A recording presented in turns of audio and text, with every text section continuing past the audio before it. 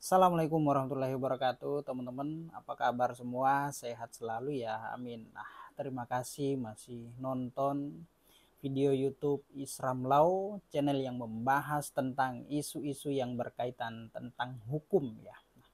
Baik, teman-teman, segmen kali ini saya mau bahas mengenai legal standing atau kedudukan hukum seorang pelapor dalam perkara tindak pidana. Nah, baik, teman-teman, tonton video ini sampai selesai ya, biar paham dan mengerti mengenai legal standing dan kedudukan hukum seorang pelapor dalam perkara tindak pidana. Nah, baik, kita mulai ya. Nah, dalam melakukan pelaporan di kantor kepolisian, penting untuk diperhatikan mengenai legal standing pelapor ya.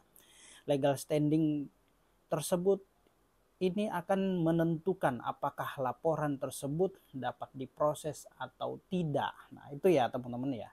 Jadi legal standing ini menentukan apakah laporan yang akan dilaporkan oleh si pelapor ini dapat diproses atau tidak. Nah, mengenai legal standing atau kedudukan hukum dalam perkara pidana adalah keadaan di mana seseorang atau suatu pihak ditentukan memenuhi syarat dan oleh karena itu mempunyai hak untuk mengajukan pelaporan di kantor kepolisian Republik Indonesia terhadap dugaan tindak pidana yang ia alami atau ia rasakan. Nah, mengenai legal standing dalam perkara tindak pidana ini terdapat pada pasal 1 butir 24 Kitab Undang-Undang Hukum Acara Pidana atau KUHP yang berbunyi bunyinya seperti ini ya teman-teman ya.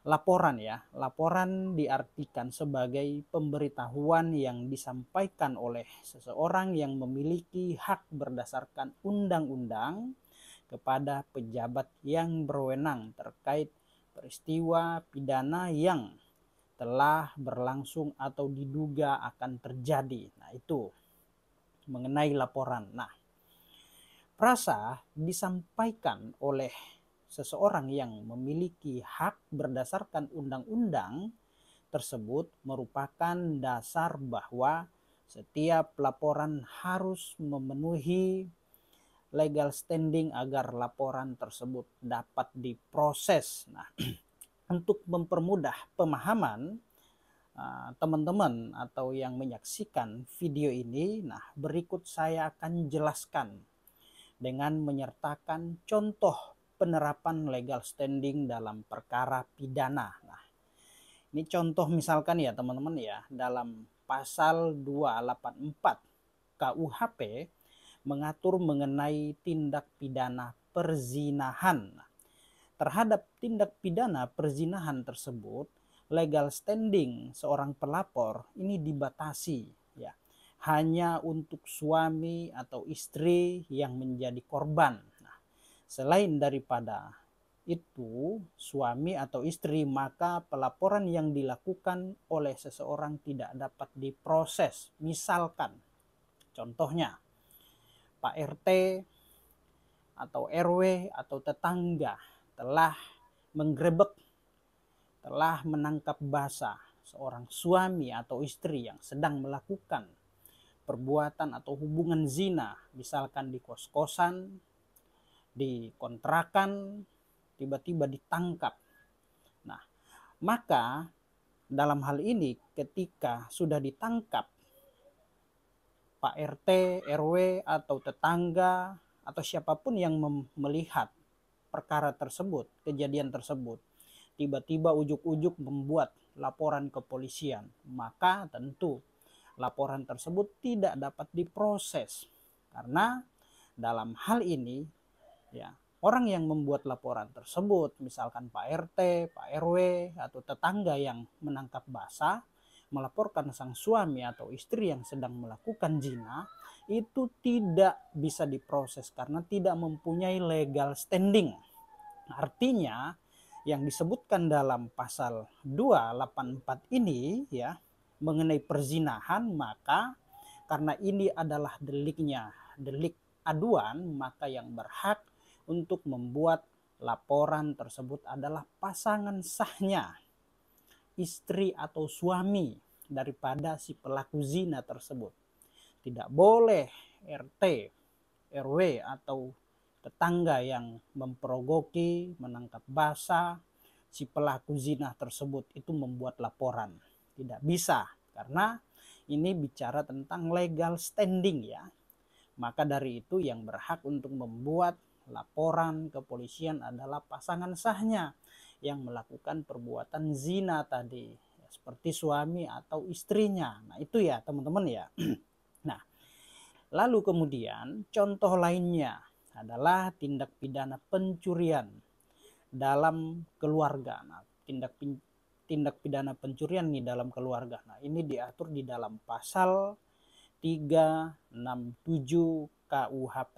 Misalkan seseorang dapat saja melakukan pelaporan atas pencurian yang dia lihat, namun apabila kemudian ternyata didapatkan fakta pada saat proses perkara tersebut bahwa pencurian itu dilakukan oleh keluarga kandung atau serumah, maka pelaporan tersebut adalah gugur dan tidak dapat dilanjutkan prosesnya, karena si pelapor dalam hal ini bukan menjadi korban yang tidak memiliki legal standing dalam melakukan pelaporan. Nah, contoh sederhananya begini, misalkan ada satpam, ada Pak RT atau RW telah melihat seseorang melakukan pencurian di dalam rumah, ya, pencurian dalam rumah satu atap.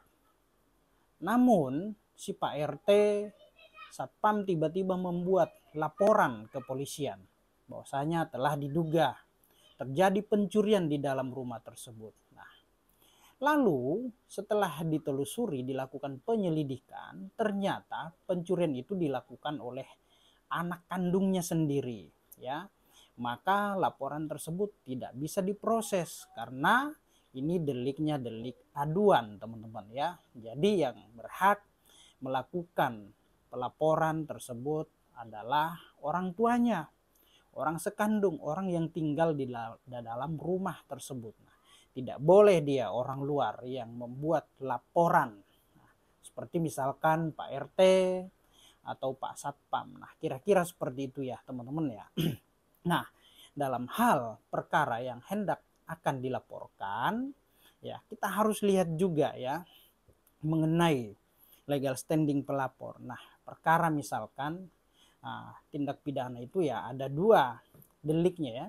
Ada delik aduan dan juga ada delik umum, teman-teman ya, delik umum. Nah, kalau delik aduan seperti kasus perzinahan tadi, ya, terus kemudian kasus pencurian dalam rumah tangga. Nah, kalau misalkan delik umum, nah misalkan dia telah melihat terjadi perkelahian, penganiayaan atau pencurian. Nah, orang yang menyaksikan penganiayaan terhadap orang lain, nah bisa membuat laporan ke kepolisian. Seperti itu ya teman-teman ya. Karena deliknya delik umum. Jadi siapapun yang melihat, menyaksikan terjadinya peristiwa tindak pidana seperti pembunuhan, pencurian umum ya, bukan dalam keluarga ya, terus kemudian penganiayaan, ya dia bisa membuat laporan karena dia punya legal standing di situ teman-teman ya. Maka laporannya bisa ditindaklanjuti. Nah, perbedaan dari delik aduan dan delik biasa ini, nah kalau delik aduan ini maka peristiwa tindak pidana hanya dapat diproses oleh pihak kepolisian, dalam hal ini penyidik, apabila korban melakukan pengaduan atau pelaporan ke kantor polisi. Dan apabila tidak ada laporan atau pengaduan, maka polisi tidak bisa menindaklanjuti kasus tersebut. Dan ingat, dalam hal perkara delik aduan ini, perkaranya dapat dicabut kembali. Dia sudah membuat pengaduan, kasusnya sudah berjalan. Tiba-tiba dalam perjalanan pelapor mau berdamai, restoratif justice dan lain-lain. Nah, tiba-tiba dicabut. Nah, perkaranya itu bisa dihentikan, ya, dihentikan oleh penyidik. Nah, kalau perkara deliknya sifatnya delik umum, ya, maka peristiwa tindak pidana tidak mesti harus ada pelapor dulu, ya. Ada pelapor, tidak ada pelapor ketika diketahui ada peristiwa tindak pidana, maka dalam hal ini pihak kepolisian harus bertindak melakukan penyidikan terhadap peristiwa tersebut, ya. Jadi itu ya teman-teman ya. Jadi tanpa si korban langsung atau orang yang merasa dirugikan secara langsung membuat laporan, namun ketika orang lain atau pak polisi, penegak hukum mengetahui adanya peristiwa tindak pidana, maka kasus itu harus diproses secara hukum. Nah, itu ya teman-teman ya, kira-kira mengenai legal standing ya. Oke teman-teman, semoga apa yang saya sampaikan ini bermanfaat untuk kita semua. Jangan lupa share, like, dan subscribe video ini, dan agar tidak ketinggalan informasi-informasi tentang seputar dunia hukum dari saya, jangan lupa aktifkan tanda loncengnya. Dan apabila ada yang ingin mau didiskusikan, bisa berkomentar di kolom komentar pada video ini ya. Oke teman-teman ya, demikian. Assalamualaikum warahmatullahi wabarakatuh. Salam keadilan.